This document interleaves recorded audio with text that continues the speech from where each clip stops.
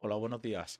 Soy Existoria y voy a hacer una video reacción a este vídeo que tenemos aquí en pantalla, que trata sobre el origen etnográfico y genético según su criterio de España. Entonces voy a reaccionar y entonces voy a intentar explicar ciertas cosas que yo creo que no son, bueno, no es creencia, sino es un hecho de que se equivoca. Y entonces, por lo tanto, voy a intentar explicarlo con la mayor vehemencia y más que nada con datos para que la gente lo vea. Entonces, yo sé que mezcla unas cosas con las otras, pero no voy a hacer más spoiler. Entonces, por lo tanto, vamos a ir echando un vistazo. Mira, desde el punto de vista antropológico no puede hablarse de raza española, como tampoco puede hablarse de raza francesa ni portuguesa. Así que en este video vamos a revelar cuál es el origen de los españoles. Bueno, esto de que no se puede hablar de raza española, ni de raza francesa, ni de raza de otras partes de Europa, por ejemplo, puede ser germánica, como puede ser, yo que sé, escandinava, es falso. Es algo que es falso porque lo vengo yo diciendo desde hace ya muchísimo tiempo en los directos, lo vengo contando. Y no porque lo diga yo, sino porque hay datos que lo corroboran totalmente. Nosotros tenemos un componente genético, una carga genética que nos diferencia unos de otros. De hecho, tenemos unas peculiaridades que nos vuelven más singulares. Entonces, pertenecemos a ciertos territorios y las razas son, no solamente existe cuando se habla de razas de una raza negra, una raza amarilla y una raza, yo qué sé, esquimal o lo que sea, o blanca o como tú quieras llamarlo. Existen razas y la raza es demostrable, es algo que se puede comprobar totalmente y además, de hecho, hay unos caracteres físicos que todos tenemos y eso conlleva a que es parte del conjunto de lo que se puede considerar una raza. Entonces, vamos a continuar. Ya que es un tema bastante polémico. ¿Por qué? Porque ¿acaso son romanos? Quizás son celtas y los íberos o los vascos. Pero pará, veamos qué nos deja la historia de España al respecto en tres momentos clave de su línea de tiempo, para saber cuál es el origen de los españoles. Así que, sin más preámbulo, ahí vamos. La aparición del hombre en España fue precoz. Los abundantes restos paleolíticos jalonan a veces lugares designados para grandes destinos como Madrid. Cantabria nos muestra en Altamira, en el periodo magdaleniense, la capilla sixtina del arte prehistórico. Luego, en los confines del Neolítico y de la Edad de Cobre, Andalucía es de nuevo un centro de progreso humano. Sin duda, A ver, mi pregunta es, si estás hablando de una cosa del neolítico, ¿por qué me pones imágenes de, yo qué sé, de un alcázar o de un palacio? A ver, es que pegas unos saltos temporales un poco acojonantes, no sé. A ver, a lo mejor me equivoco yo, corrígeme, pero no sé a qué. A ver, vamos a ir viendo un poquito más adelante.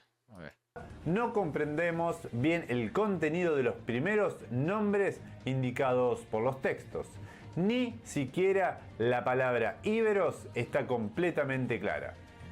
Se aplica a...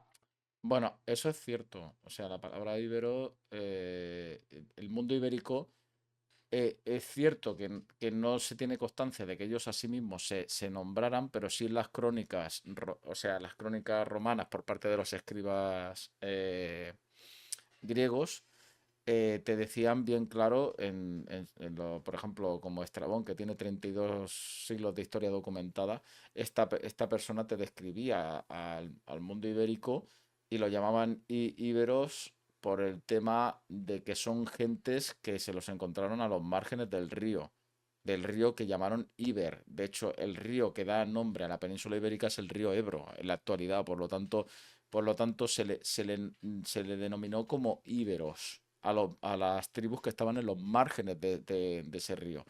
A ver, esto mucha gente saldrá con lo de la Iberia caucásica, la Iberia que está en el Cáucaso, que es Georgia. Sí, es verdad que allí pasó tres cuartos de lo mismo. O sea, el nombre se lo dan los griegos. El mundo griego descubre tierras, por lo tanto, esas tierras ellos las nombran en sus crónicas y llegan hasta nuestros días, dando origen, por ejemplo, a nombres como el de Iberia, ¿vale? Entonces, cuando hablamos de la península ibérica en un conjunto, estamos hablando de un nombre heredado por parte del mundo griego en su periplo por el Mediterráneo, en su contacto anteriormente, antes que los romanos, en nuestras tierras actuales. Vamos a continuar. A un pueblo africano de tipo bereber, infiltrado hasta los Pirineos a lo largo del Levante español y cuyo modo de vida puede describirse bastante bien. Pero se ha renunciado a identificar a los íberos. A ver, a ver, a ver. Ahí está mezclando.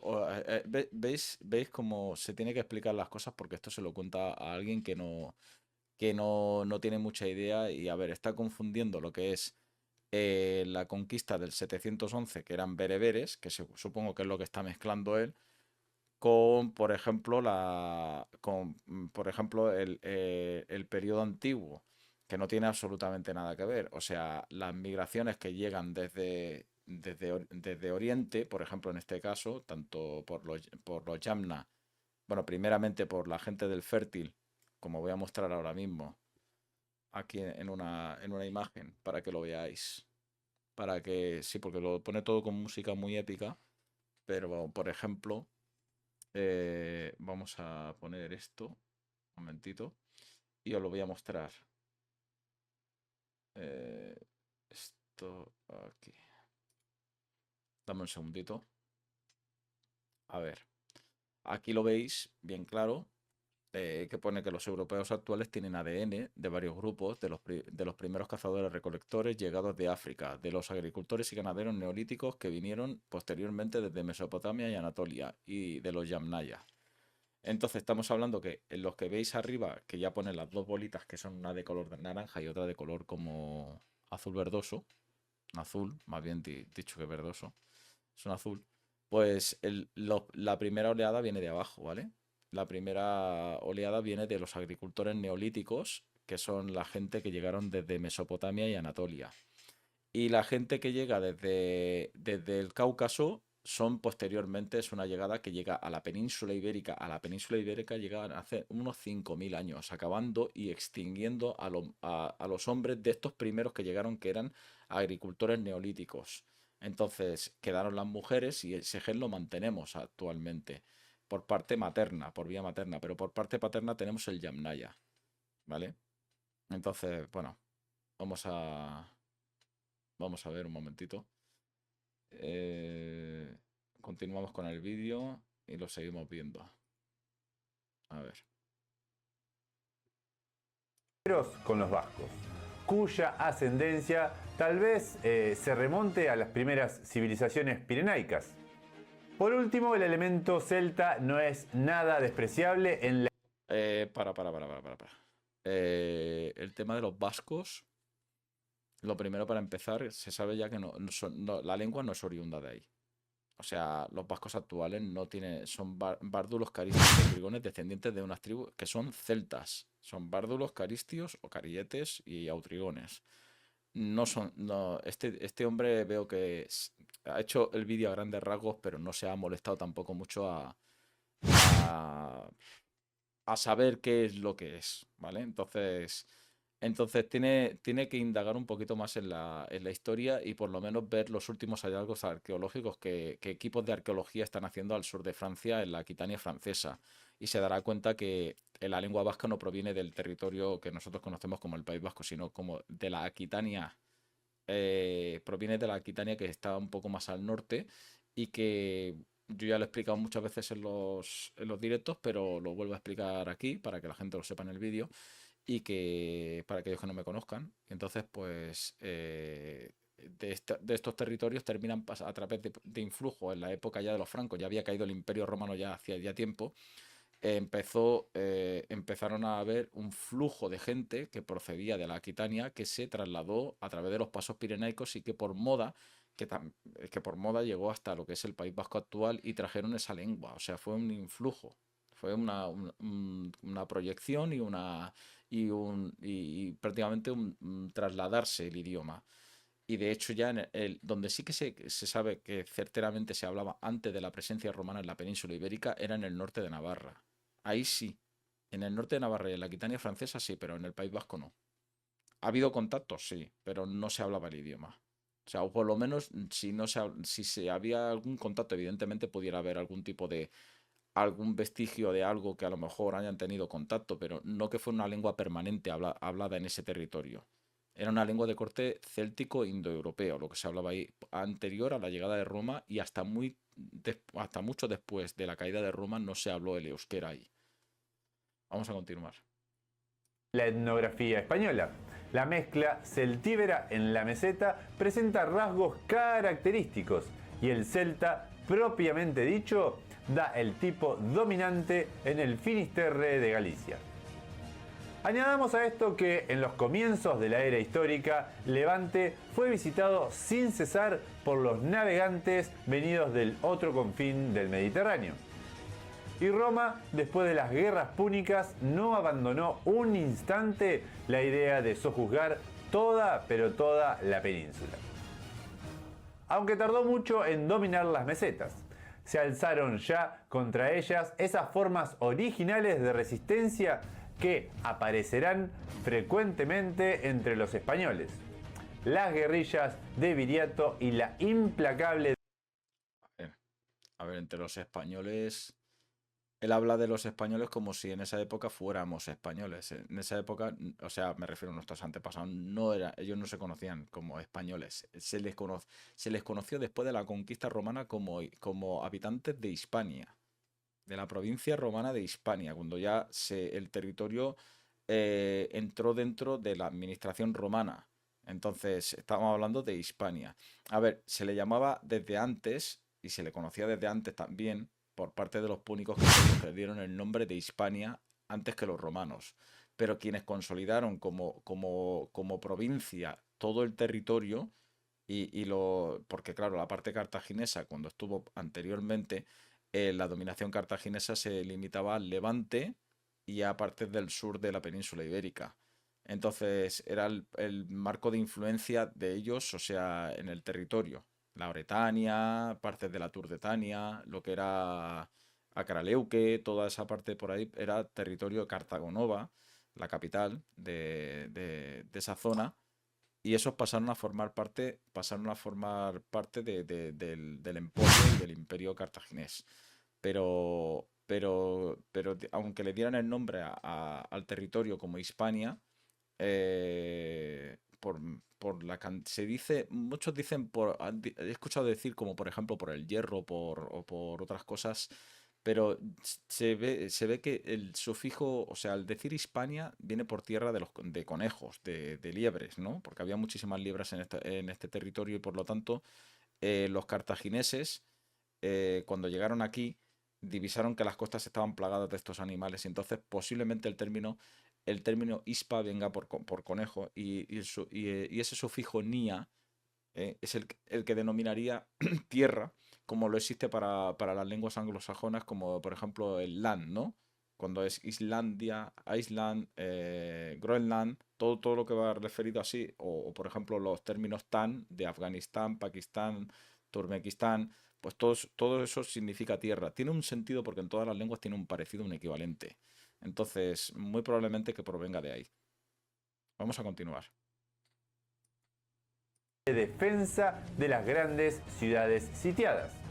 En lo más alto de la meseta, Numancia fue durante 20 años la pesadilla del soldado romano y en el año 133 prefirió destruirse antes que rendirse.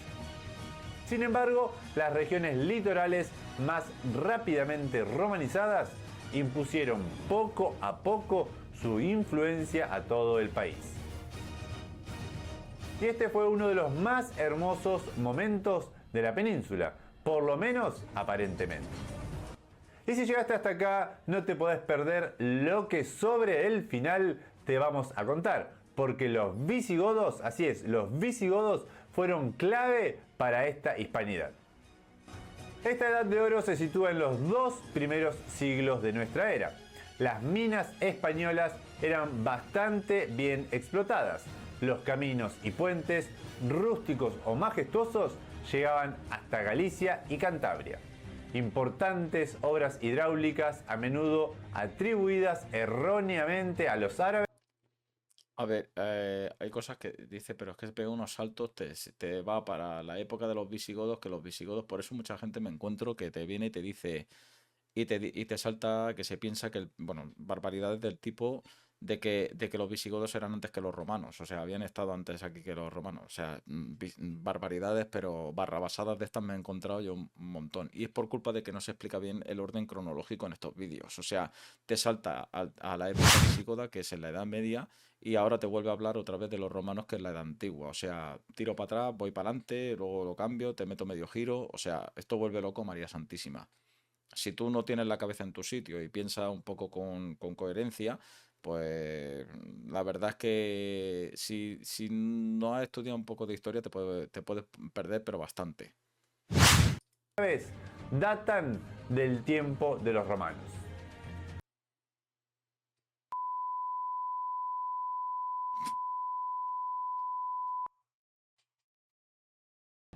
Andalucía fue un granero de Roma y España, al mismo tiempo que sus riquezas, envió a la capital a sus más preclaros hijos. Escucha, mira. A ver, Andalucía más bien se sabe y se conoce que el norte de África en tiempos del Imperio Romano era el granero del Imperio Romano. Andalucía era exportadora de aceite, vino y sobre todo garum, que el garum era el más famoso que había, era el que se hacía en Cádiz, en las factorías de Gadir. Entonces, por lo tanto, el antiguo Gadir era el que producía el mejor garum. Te tendrías que informar un poquito más. O sea, los que producían un excedente de grano superior incluso al de la península ibérica era prácticamente la gente, o sea, las zonas del norte de África, de lo que era el territorio que se le conocía como Numidia. ¿Vale?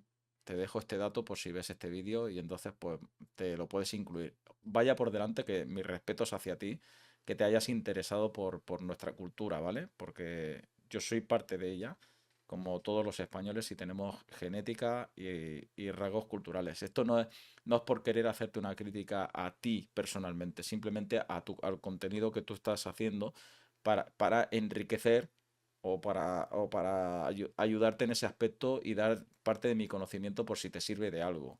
Entonces, vaya por delante eso, mis respetos. Estamos hablando de Quintiliano, Marcial, Lucano, Séneca, los grandes emperadores Trajano y Adriano. Sin embargo, podemos preguntarnos hoy en día si la superestructura romana está de todos los caminos conducen a Roma.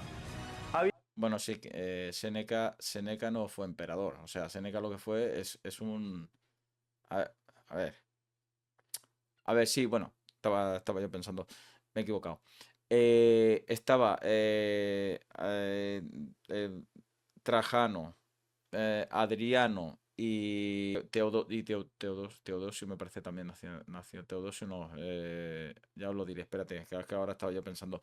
De los emperadores nacidos en Itálica fueron tres, y entre ellos estaba Adriano y Trajano, eso sí es verdad, eso sí es cierto. De los que él ha dicho, sí. Había transformado realmente la antigua vida de las tribus. Y si el rendimiento económico de la esclavitud no disminuyó antes de lo que se cree. Se advierte, no obstante, que si bien el sistema romano ofreció síntomas de decadencia desde el siglo III y sufrió el impacto de los bárbaros en el siglo V, no por eso dejó de conservar en medio de sus más turbulentas épocas lo esencial de su andamiaje. Solo se hunde completamente ante el Islam en el año 711. Y si llegaste hasta acá y te gusta algo de este contenido y la historia de España, entonces no olvides de suscribirte al canal. Mira, es totalmente gratis y me ayudas un montón. Sí, lo estaba diciendo bien. Discúlpame, hasta ahora todo lo que había dicho bien. Pero sí que tenía que hacer un apunte. Sí que es verdad que Trajano, Adriano y Teodosio. Teodosio, que nacieron aquí en la península ibérica. Esos son los emperadores nacidos aquí. Y entonces lo demás, el tema de que había comentado, pues sí, exactamente está entre emperadores y escribas, escribas que eran bastante importantes como Séneca. Séneca fue un escriba bastante conocido. Entonces, pues sí, sí, es cierto, pero hay cosas que se equivoca, ¿eh? Hay cosas que tengo que corregirlas porque hay algunas que son ciertas y otras que no. El cristianismo y la iglesia fueron en gran parte quienes garantizaron esta duración.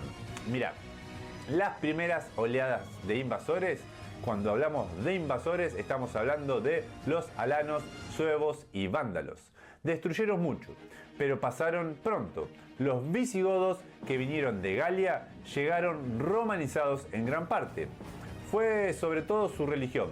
Estamos hablando del arrianismo, lo que prolongó las luchas internas. Cuando su rey Recaredo se convirtió al catolicismo, pareció que comenzaba otra gran época, el año 587. Los reyes visigodos que eligieron Toledo como capital acababan de realizar la unidad ibérica. Así es, esta vez independiente de todo imperio exterior.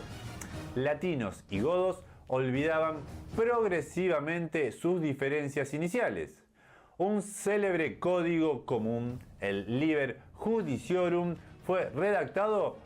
A ver, aquí hay una cosa que tengo que decir, y es que cuando se habla de la latinidad, que es algo que es un tema de la latinidad de la gente de Hispania, el ius lati es el derecho romano que se da a todos los ciudadanos del imperio, del imperio romano y de las provincias, ¿no? Entonces, o sea, eso quiere decir que todo el mundo tiene los mismos derechos dentro del imperio. O sea, todo el que sea ciudadano del imperio tiene el ius lati está cubierto, ¿vale? Cubre eso. Entonces, ¿qué pasa? Eh, la cuestión es la siguiente. Esta gente no, o sea, no se pueden considerar, no nos podemos considerar latinos porque el gentilicio de ser latino solamente le corresponde a la gente de la provincia del Latium, o sea, de la región del Latium, no de la provincia, sino de la región del Latium. La región del Latium es donde se sitúa Roma, hasta el puerto de Ostia, que está a unos 40 kilómetros, si no recuerdo, no lo sé bien la distancia, y partes de un poco más para arriba, que son diferentes pueblos que colindan a esa región, ¿no? Entonces, pues esa zona es el Latium.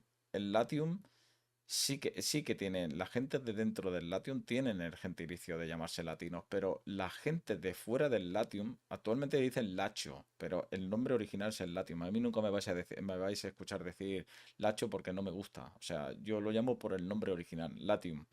Y entonces, pues, la gente del Latium son los únicos que pueden tener el gentilicio para llamarse latinos. Nadie más.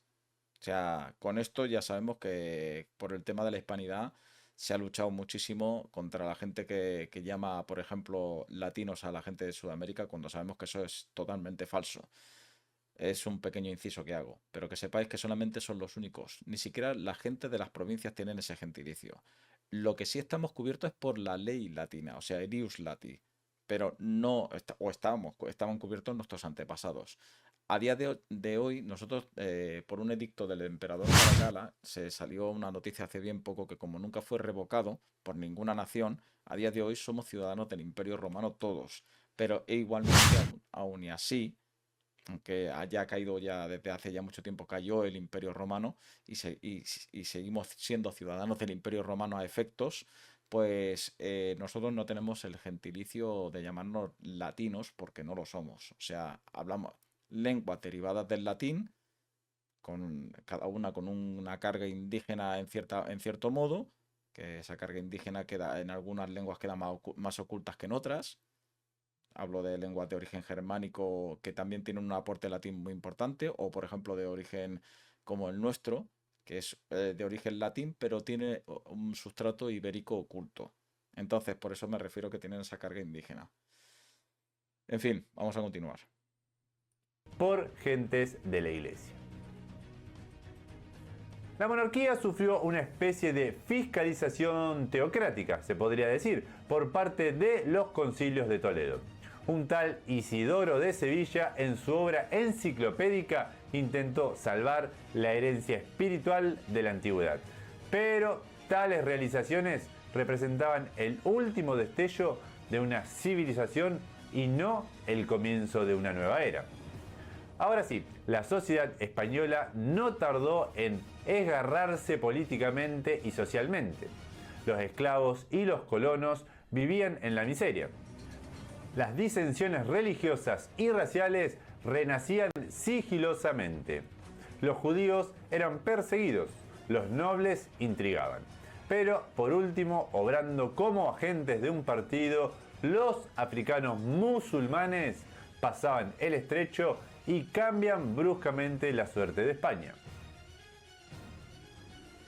Otra vez vuelve a hablar de España.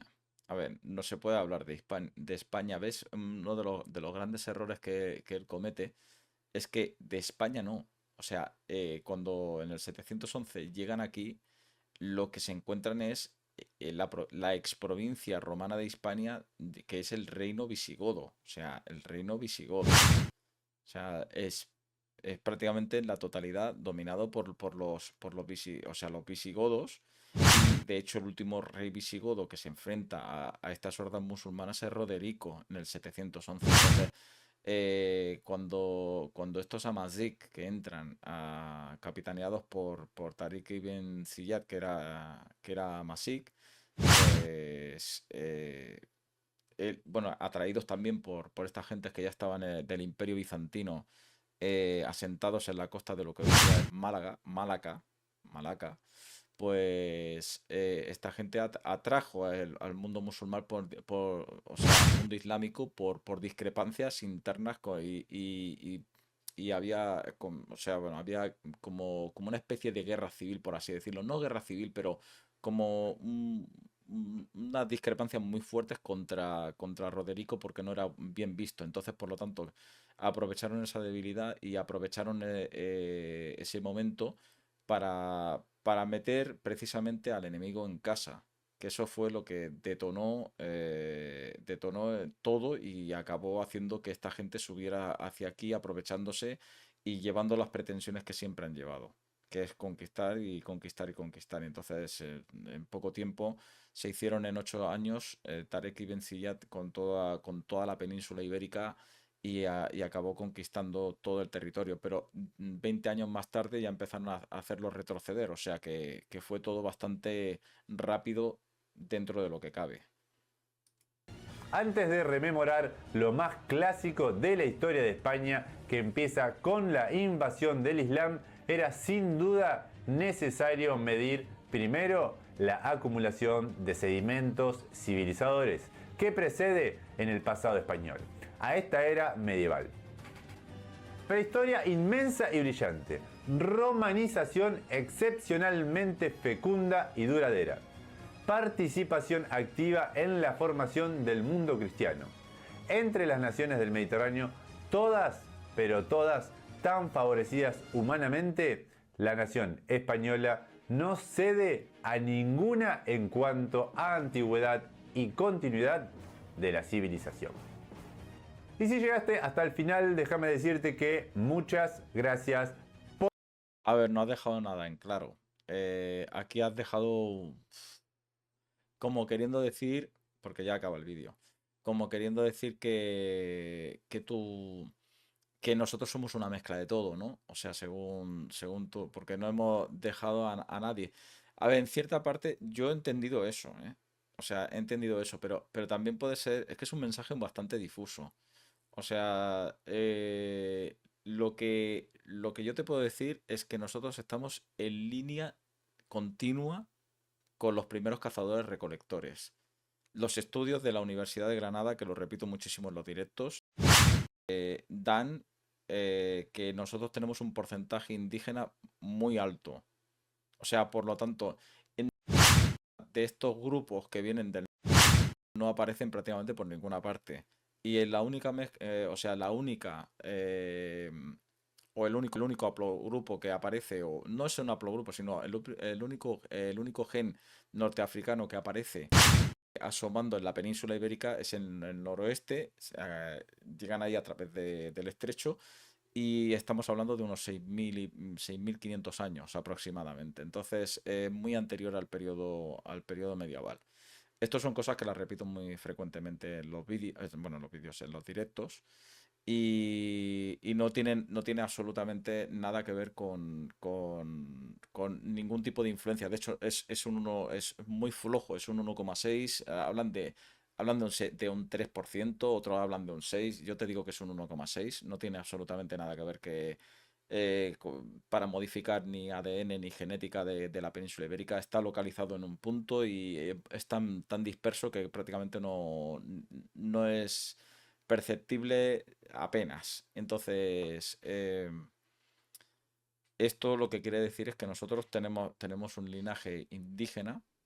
Hemos tenido una pérdida cultural bastante fuerte, pero sin embargo hay sustrato oculto dentro de la lengua y parte de nuestras costumbres también provienen del mundo ibérico, de nuestros antepasados, ¿vale? Porque nosotros lo somos. Nosotros somos tanto como los primeros cazadores recolectores, tenemos el físico de ellos, tenemos la carga genética de ellos, la más fuerte.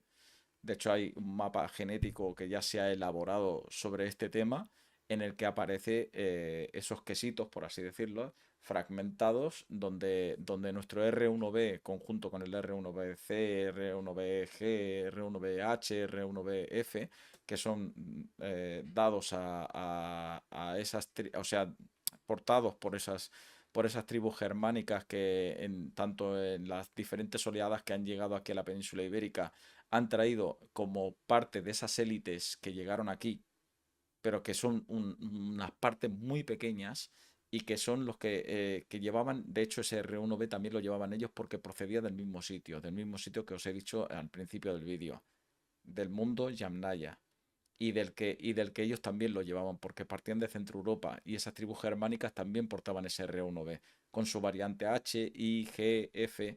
Entonces, por lo tanto, estamos hablando de que en nuestro queso, en nuestra redonda genética, aparecen esos fragmentos, pero que el mayoritario es el R1B, que corresponde a nosotros.